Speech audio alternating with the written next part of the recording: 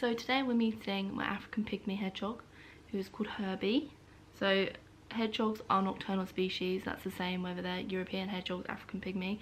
That means they sleep during the day and they come out at night, which means this isn't his favourite time of the day.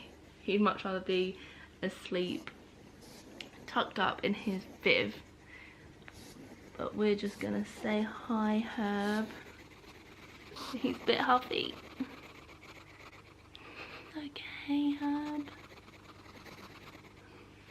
So, African pygmy hedgehogs are very similar in appearance to what you might recognise as a normal hedgehog, except these guys come in much wider range of colours, whereas your European brown hedgehog are just a brown hedgehog. So these guys are an exotic mammal species, so they're gaining in popularity. They're quite common in the UK now, I'd even go to say. There's not that many breeders. They come up quite a lot in rescues because people buy them from pet shops without realising how much care they need. So I've had him not for that many months actually, since the start of January. I think he was about a year and a half when I got him from a lovely family that didn't have the time for him anymore. So yeah, I've had him for a few months and they live to be about 5 years on average. Some live a bit longer, and they're actually quite prone to health conditions. Like they have quite a lot of problems with their eyes, respiratory systems if they're not cared for properly, which means that would obviously shorten their lifespan. I would say the most important thing if you're considering having a hedgehog as a pet is making sure they have the right setup. They're very sensitive to their environment. They've got to be kept in warm conditions. If people tell you that hedgehogs live outside, they're fine, they can live in a pen outside, that's completely incorrect. These guys are African pygmy hedgehogs. They need heat, they need warmth. Anything lower than sort of 21 degrees, they may attempt to hibernate, and if they do that, they'll die. They're completely incapable of hibernation. If their organs start to hibernate, they'll stop working and they'll die. So yeah, it's really important that they have a really good setup. So Herbie lives in a viv, which is like a big tank sort of thing, and it makes sure that it retains the heat really well. The thing, if you're thinking about having a pygmy hedgehog, is their diet. They are insectivores, which means that they eat bugs. They need protein. Another misconception is that they can live off like seeds and things like you'd find in the garden, I guess, but no, these guys need they thrive on cat food, so they need at least 3 to 5 different kinds of cat food. Herbie has 5 different kinds, which cover all the different requirements that he needs. As well as that, he has insects, so mealworms, locusts, crickets. These are all gut loaded, which means that they're fed on really good vegetables, things like that, and so anything that they eat, Herbie then benefits from. Another thing is that they're very active, so you may only see them sleeping. They sleep all day long, but at night they can run for miles and miles and miles. They need a nice big wheel, which means that they can fit on there comfortably. As you can see, he's not little, he's no hamster. He needs a wheel that is big enough that he can fit his whole body on it without falling off.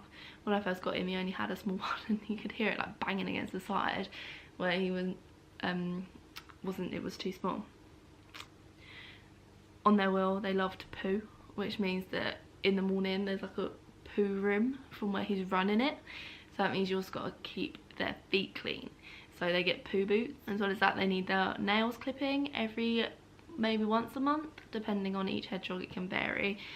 I do Herbie's about once a month because he hates it, so I try and put it off for as long as possible, but if you leave it for too long then it starts to curl and then it will really hurt them.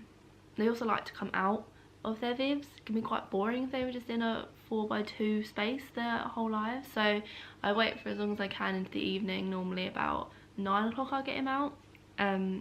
Sometimes he'll just sit with me and go back to sleep on my tummy. Other days I'll set up little pens for him to have a run around in. They love foraging. Obviously, if you can imagine the natural behaviours of a hedgehog, it's quite a lot of like putting their noses through the ground, through the earth, digging up bugs, seeing what they can find, that sort of thing. So anything you can to mimic their natural sort of behaviours is perfect. They're solitary animals, so they live alone, strictly alone. I've heard of some people with females that sometimes put them together for like a short amount of time, but I personally wouldn't, and considering he's a male as well, I don't think he'd appreciate the company. To buy a baby brand new straight out of the litter, brand new, to buy a baby from a reputable breeder starts about £160, I think. 100 to 160 is quite a standard for a 6-week-old hog that's come from a reputable breeder, where you can see the lineages. They quite often come registered, certified. You can see right back their history. I don't have any of that for Herbie because obviously he was a rescue, so he doesn't have any of like the background info. So fun. They are lovely pets. You get a lot of they take a lot of bonding with. They're not a species that's gonna be your best friend overnight. It takes a lot of time. It takes a lot of consistency and patience, really, and making sure you get them out as regularly as you can, spending as much time with them as you can, but also taking into account the fact that like your time schedule might not be convenient for them. So just taking that into account and thinking, are you the kind of person that wants to come home and go to bed at 8 o'clock? Because they probably won't appreciate being woken up at 7 o'clock for a cuddle. They are spiky, they're hedgehogs, their quills hurt.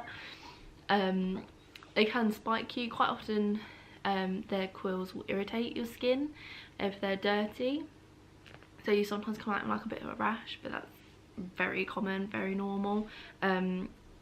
Although if it stays there for a long amount of time once you're not handling the hedgehog, then that's something you might look into. People that are allergic to them. So yeah, their quills, if they're huffy, if they're a bit aggy, then they'll huff up into a ball, but more often than not they'll only ball up for like a few seconds, or at least in Herbie's case, and then he comes out of his ball, he has to sniff around, sees what's going on. But if you try to stroke him, he'll then huff and puff and stick his quills up and sort of click a bit and huff around.